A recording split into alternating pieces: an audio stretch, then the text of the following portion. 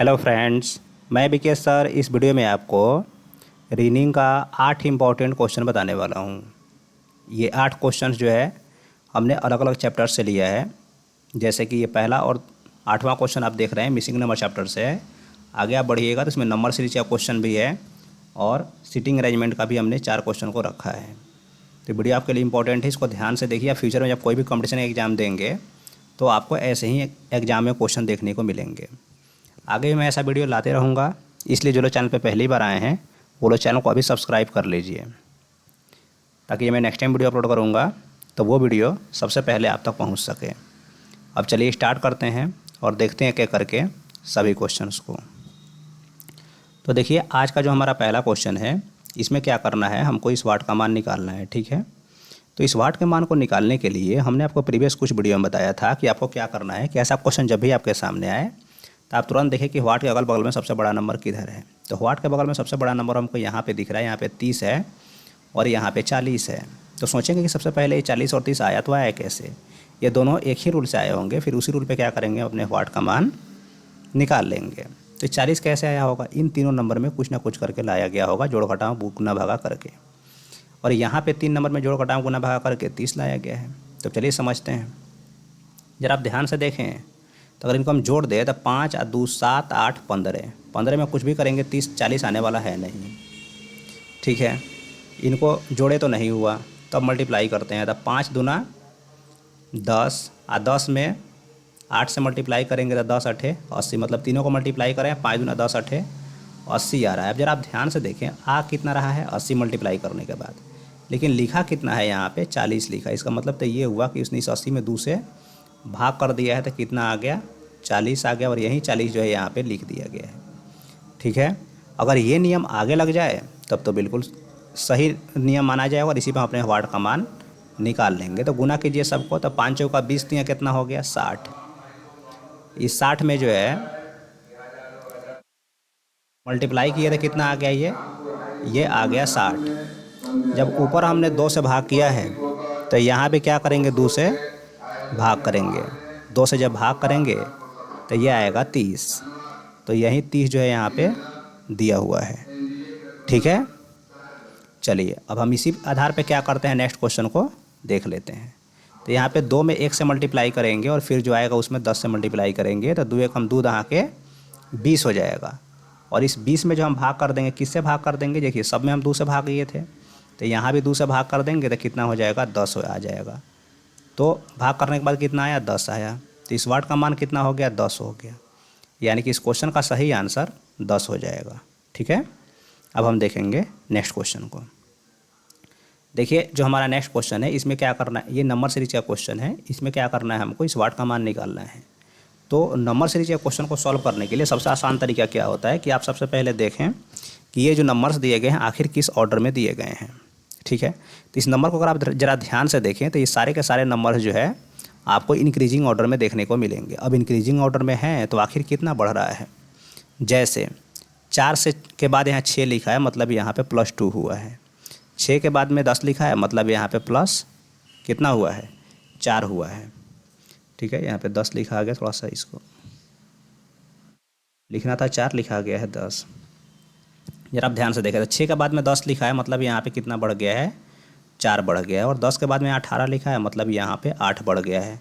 और 18 के बाद में यहाँ पे 34 लिखा है, मतलब यहाँ पे 16 बढ़ गया है। तो आगे हमको कितना बढ़ाना चाहिए, आप ही बोलिए।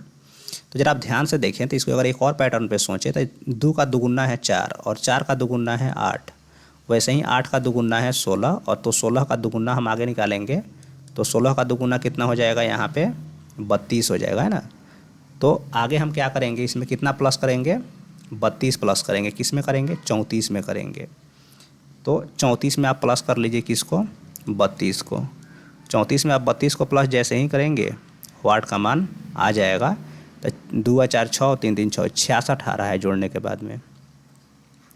तो 66 जो इस क्वेश्चन का सही आंसर हो जाएगा। जो ऑप्शन नंबर सी में दिया है तो ऑप्शन नंबर सी इसका सही आंसर हो जाएगा। ठीक है, अब हम देखेंगे नेक्स्ट क्वेश्चन को। अब देखिए, जो हमारा नेक्स्ट क्वेश्चन है ये भी नंबर सीरीज का है, इसको देखिए ध्यान से। इसमें क्या करना है, हमको इस वाट का मान निकालना है। ठीक है, तो यहाँ पर जो नंबर्स दिए गए हैं ये सारे के सारे डिक्रीजिंग ऑर्डर में हैं। तो ठीक है भाई, डिक्रीजिंग ऑर्डर में है तो उससे कोई दिक्कत नहीं है, लेकिन आखिर डिक्रीजिंग ऑर्डर में है तो कितना कितना घट रहा है पहले उसको हम लिख लेते हैं। ठीक है, जैसे 180 के बाद यहाँ पे 179 लिखा है, मतलब यहाँ पे -1 हुआ है। 179 के बाद में यहाँ पे 171 लिखा है, मतलब यहाँ पे -8 हुआ है। और यहाँ पे 171 के बाद 144 लिखा है, मतलब यहाँ 11 से 4 गया 7, और ये हो जाएगा 6 से 4 गया 2, और 1 से गया 0, 27। यहाँ पे 27 माइनस हो रहा है, तो यहाँ पे कितना माइनस होना चाहिए आप ही बताइए। तो निश्चित है कि यहाँ पे 64 हम माइनस करेंगे। अब आप कहिएगा कैसे, तो देखिए ये एक जो है क्या है, ये 1 का क्यूब है। 1 का क्यूब पहले माइनस कर दिया, उसके बाद 8 जो है ये क्या है, -8 क्या है, ये -2 का क्यूब है। तो यहाँ पे क्या कर दिया, मैंने 1 का क्यूब माइनस किया, फिर 2 का क्यूब, और 27 क्या है, 3 का क्यूब, तो 3 के क्यूब को माइनस कर दिया। तो आगे हम किसका क्यूब माइनस करेंगे, 4 का क्यूब को जो है माइनस करेंगे। किस में से करेंगे, 144 में से माइनस करेंगे किसको, 64 को। तो फिर कर लीजिए, 144 से 64 को माइनस जैसे ही करेंगे तो ये आ जाता है आपका कितना, 80 आ जाता है। 4 से 4 गया 0, 14 से 8 6 गया 8, 80 आ गया। तो 80 जो इस क्वेश्चन का सही आंसर हो जाएगा। ठीक है, नेक्स्ट क्वेश्चन को देखा जाए। अब देखिए जो आपको नेक्स्ट क्वेश्चन दिख रहा है, ये क्वेश्चन नंबर 4 से लेकर के 7 तक के लिए निर्देश दिया गया सबसे पहले, और फिर इस पर जो है अलग अलग क्वेश्चंस दिए गए हैं आगे। क्वेश्चन नंबर 4 से लेकर के 7 के लिए ये जो क्वेश्चन है हमने सीटिंग अरेंजमेंट से लिया है। आप एसएससी लेवल का कोई भी एग्जाम देंगे तो उसमें जो सीटिंग अरेंजमेंट से इस तरह के एक जो है, मतलब एक क्वेश्चन एक दिया रहता है, मतलब एक पेज में आपको 4-5 क्वेश्चन पूछे जाते हैं। एक निर्देश दे देगा और उस पर 4-5 क्वेश्चन पूछ लेता है। तो ऐसे ही हम लेकर के आए, इसमें 4 क्वेश्चन आपको देखने को मिल जाएंगे एक ही निर्देश में।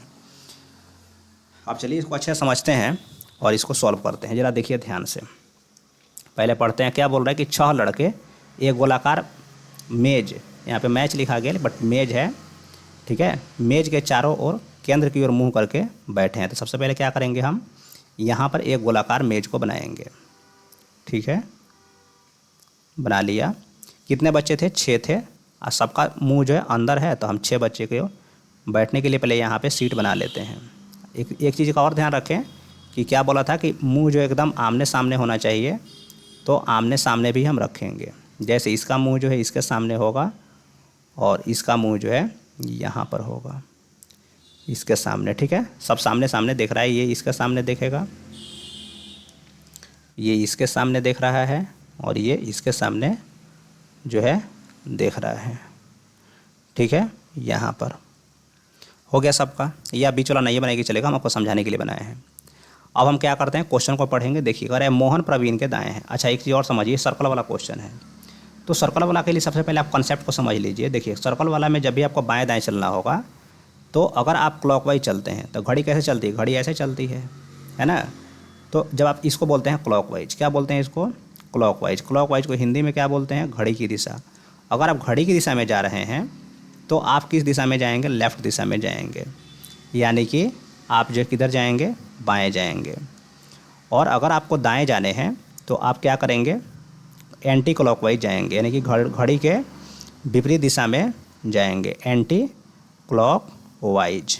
ठीक है, घड़ी के विपरीत दिशा में जाएंगे तो ये कौन सा हो जाएगा, ये हो जाएगा आपका दाएं। तो ये आपको पता चल गया कि भाई हमको बाएं जाने के लिए क्या करने हैं और दाएं जाने के लिए क्या करने हैं, समझ में आ गया। क्लॉकवाइज जाएंगे किसके लिए, लेफ़्ट यानी कि बाएं के लिए, और एंटी क्लॉकवाइज जाएंगे किसके लिए, दाएं के लिए। ठीक है, ये एंटी क्लॉकवाइज लिखा हुआ है और ये क्लॉकवाइज। क्लियर है, चलिए तो अब इसी पे क्या करते हैं, हम आगे बढ़ते हैं और बना लेते हैं अपने सारे के सारे क्वेश्चंस को। ठीक है, इतना समझ में आ गया, इतना आप याद रखें। अब चलिए क्वेश्चन को पढ़ लेते हैं। पहले इसमें 3 तरह के निर्देश दिए गए हैं, उसको हम देखेंगे और इस पर क्वेश्चन को सॉल्व करेंगे। मोहन प्रवीण के दाएं हैं, एक बार पूरा देख लीजिए। रंगेश नीरज और पिंटू के बीच बैठा है। अजय नीरज के बाएं बैठा है। अजय के ठीक विपरीत दूसरी ओर पिंटू है। देखिए अगर आप शुरू से बनाना चाहते हैं तो थोड़ा सा दिक्कत आ सकती है। जैसे मोहन प्रवीण के दाएं हैं, तो इसमें अब आगे मोहन और प्रवीण की चर्चा ही नहीं है, तो आप उसको ना लें, दूसरा से स्टार्ट करें। रंगेश नीरज और पिंटू के बीच है, रंगेश जो है नीरज और पिंटू के बीच में है। तो ठीक है, हम क्या करते हैं, यहाँ पे ले लेते हैं रंगेश को। रंगेश के लिए हम चाहें तो आर भी लिख सकते हैं, लेकिन हम पूरा नाम लिख देते हैं रंगेश। अब ये जो रंगेश है, यहाँ पे थोड़ा सा इसको हम मिटा देते हैं साइड वाला, क्योंकि यहाँ पे जगह चाहिए।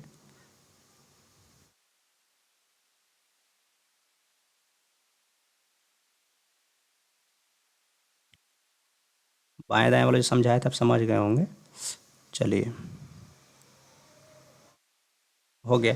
अब रंगेश जो है ये किसके किसके बीच में है, तो नीरज और पिंटू के बीच में है। ठीक है, तो देखिए अब हम नीरज, आप देखिए ध्यान से, नीरज और पिंटू के बीच में है, तो हम नीरज को किधर लिखें, पिंटू किधर लिखें। तो एक नीरज आगे पढ़िएगा, अजय नीरज के बाएं बैठा है, यानी कि नीरज के बाएं बैठाने के लिए हमको जगह चाहिए। बाएं मतलब क्लॉकवाइज।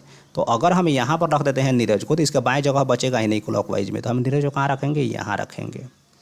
ठीक है, तो नीरज बैठ गया यहाँ पे, और एक जो बचा था कौन, पिंटू, तो पिंटू जो है आ जाएगा यहाँ पे।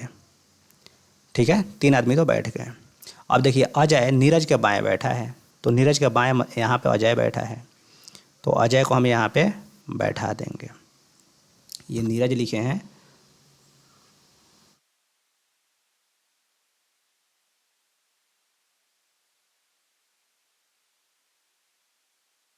यहाँ पे क्या लिखे थे, नीरज लिखे थे, फ्रेश नहीं दिख रहा था इसलिए हमने उसको मिटा दिया और फिर से अच्छे से लिख देते हैं। तो ये कौन है, नीरज है। ठीक है, तो चार आदमी हमारा बैठ चुका है। अब आगे देखिए क्या बोल रहा है, अजय के ठीक विपरीत दूसरी ओर पिंटू है। अजय के ठीक विपरीत यहाँ पर जो बैठा आदमी है पिंटू है, देखिए बिल्कुल है, तो ये तो सही हो गया। तो हमारा 2 और 3 का काम जो है कंप्लीट हो चुका है। पहला क्या बोल रहा है, मोहन प्रवीण के दाएं हैं, और मोहन जो होगा वो प्रवीण के दाएं होगा, तो मोहन को हम यहाँ रखेंगे। ठीक है, और प्रवीण को जो है यहाँ रखेंगे। अच्छा, ऐसा क्यों कर रहे हैं, क्योंकि बोला है कि मोहन जो है ना वो प्रवीण के दाएं हैं, तो अब दाएं हैं तो हमको एंटी क्लॉकवाइज जाना होगा। मोहन को यहाँ रखे हैं, प्रवीण को यहाँ, क्योंकि इसके दाएं में ये मोहन होना चाहिए, तो प्रवीण के दाएं में कौन हो गया, मोहन हो गया। आइए एंटी क्लॉकवाइज जा रहा था, अगर यहाँ पे रख देते मोहन को, यहाँ रखते प्रवीण को, तो मोहन जो है प्रवीण के दाएँ नहीं होता, बाएँ होता, तो गलत हो जाता। तो ये हमारा बन चुका है पूरा स्ट्रक्चर। अब हम इस पे क्वेश्चन को सॉल्व कर लेंगे फटाफट। ठीक है, स्ट्रक्चर बनाने में इसमें थोड़ा सा टाइम लगता है, एक बार स्ट्रक्चर बन गया फिर क्वेश्चन को सॉल्व करना बहुत ही ईजी हो जाता है। चलिए अब देखते हैं क्वेश्चन को सॉल्व करते हैं। क्या कह रहा है कि मोहन के ठीक विपरीत कौन बैठा है, तो बताइए मोहन के ठीक विपरीत यहाँ पे देखिए कौन बैठा है, तो मोहन के ठीक विपरीत कौन है, रंगेश है, तो रंगेश जो है इसका आंसर हो जाएगा, यानी कि option number B. Option number B इसका आंसर हो जाएगा। ठीक है, चलिए नेक्स्ट क्वेश्चन देख लीजिए क्या कह रहा है। 5 नंबर, प्रवीण किन 2 लड़कों के बीच बैठा है, प्रवीण किसके किसके बीच बैठा है, तो बताइए प्रवीण जो है वो यहाँ पर है, प्रवीण यहाँ पर है, किसके किसके बीच बैठा है, पिंटू और मोहन के, तो पिंटू और मोहन आंसर हो जाएगा। पिंटू और मोहन किस ऑप्शन में दिया है, सी में, तो ऑप्शन नंबर सी आंसर हो गया। नेक्स्ट क्वेश्चन क्या कर रहा है, नीरज किसके बीच में बैठा है, किन के बीच में, तो बताइए आप नीरज किसके बीच में बैठा है, तो नीरज जो है बैठा है हमारा किसके बीच में, तो रंगेश और अजय के बीच में, तो रंगेश और अजय के बीच में बैठा है, तो रंगेश और अजय इसका आंसर हो जाएगा। ठीक है, चलिए एक और क्वेश्चन है उसको देखा जाए। क्या बोल रहा है कि अगर मोहन और प्रवीण अपने स्थान अदल बदल कर ले, मोहन प्रवीण बदल लिए एक दूसरे को, तो अजय के बाएं कौन हो बैठा होगा, तो अजय के बाएं कौन बैठेगा। ठीक है, अजय के बाएं हमको बताना है, मोहन प्रवीण बदलेगा। ठीक है, तो देखिए अजय के बाएं हमको बताना है, तो पहले अजय तो देख लीजिए कहाँ है, अजय यहाँ पर है, नहीं तो इसके बाएं जो कौन होगा, यहाँ पर मोहन होगा, लेकिन बोला था कि मोहन और प्रवीण एक दूसरे का स्थान बदल लेते हैं, माने मोहन चल जाएगा प्रवीण की जगह, प्रवीण चला आएगा मोहन की जगह पर, अजय के बगल में कौन, मोहन नहीं होगा, कौन आ जाएगा, प्रवीण आ जाएगा, तो प्रवीण जो है इसका आंसर हो जाएगा, यानी कि ऑप्शन नंबर सी इसका आंसर हो जाएगा। ठीक है, चलिए तो हमारा सीटिंग अरेंजमेंट कंप्लीट हुआ। अब हम देखेंगे नेक्स्ट क्वेश्चन को। नेक्स्ट क्वेश्चन जो हमारा है इसमें हमको स्वाट का मान निकालना है, मिसिंग नंबर चैप्टर से क्वेश्चन लिया है हमने इसको। तो इस वाट के मान को निकालने के लिए सबसे पहले यहाँ पर जो नंबर्स दिए हैं उनमें देखते हैं कि क्या रिलेशन दिया गया है। जरा आप ध्यान से देखें तो यहाँ 2 के बाद 3 लिख दिया, मतलब 1 बढ़ा है, 3 के बाद 4 1, 5 के बाद 4 के बाद 5 था 1 आया, कुछ बढ़ा ही नहीं, तो ये बढ़ाने वाला पे तो है नहीं। अब जरा सामने आप ध्यान से देखें तो 2 के सामने यहाँ पे 5 लिखा है, इसका मतलब ये हुआ कि 2 के सामने 5 लिख दिया है यहाँ पे, अगर तो कैसे आया है, तो 2 दूना 4 आप प्लस 1, दुगुना प्लस 1 है। यही चीज़ यहाँ भी नियम लगता है, जैसे आप ध्यान से देख सकते हैं 3 के बाद 3 के सामने 7 लिखा है, 3 के सामने 7 कैसे लिखा है, 3 में 2 से गुना करेंगे, 3 दूना 6 व 1 जोड़ देंगे 7, गुना प्लस 1 यहाँ भी हुआ और दुगुना प्लस 1 यहाँ भी हुआ। आगे भी होना चाहिए, अगर ये रूल लग जाए आगे तब तो ठीक है। जैसे यहाँ पे आप ध्यान से देखें तो 4 के सामने 9 है, जो दिया हुआ है पहले उसको सोचते हैं। 4 के सामने अगर यहाँ पे 9 लिखा है तो 4 दूनी 8 प्लस 1, 4 दूनी 8 है, ये कितना हो गया 9, तो दुगुना प्लस 1 है। तो हम भी इसके सामने व्हाट का मान है, इसको निकालने के लिए क्या कर देंगे, 5 के सामने व्हाट का मान है, तो 5 के सामने जो व्हाट का मान है उसको निकालने के लिए दुगुना प्लस 1 कर देंगे, तो 5 दूना 10 और 1 कितना हो जाता है 11। तो 11 जो है इस क्वेश्चन का सही आंसर हो जाएगा। जो ऑप्शन नंबर सी में दिया है तो ऑप्शन नंबर सी इसका सही आंसर हो जाएगा। ठीक है फ्रेंड्स, तो इस वीडियो में मुझे 8 क्वेश्चन बताने थे, जो मैंने 8 क्वेश्चन रीजनिंग के बता दिए हैं। अलग अलग चैप्टर से क्वेश्चन को लिए थे। सिटिंग अरेंजमेंट से हर एग्जाम में क्वेश्चन आता है, इस पे जब आता है सिटिंग अरेंजमेंट तो इतना ही अच्छा चैप्टर है। अगर आप इसको एक बार समझ जाते हैं, इसे कॉन्सेप्ट को समझिए, जैसे आज हम आपको सर्कल वाला समझा दिए। अब सर्कल वाला से कभी भी क्वेश्चन आएगा तो आप ऐसे ही बनाइएगा, कभी कोई क्वेश्चन आपसे नहीं छूटेगा। ऐसे क्वेश्चंस का प्रैक्टिस करते रहिएगा। आगे मैं ऐसा वीडियो लाते रहूँगा। इसलिए जो चैनल पे पहली बार आए हैं, चैनल को अभी सब्सक्राइब कर लीजिए, इस वीडियो को एक बार लाइक कर दीजिए, और एक बार आप जिस भी सोशल मीडिया प्लेटफॉर्म पे हैं, व्हाट्सअप, फेसबुक, इंस्टाग्राम, जहाँ भी हैं वहाँ पे इसको एक बार शेयर ज़रूर कर दीजिए। मिलते हैं आपसे नेक्स्ट वीडियो में। Thank you.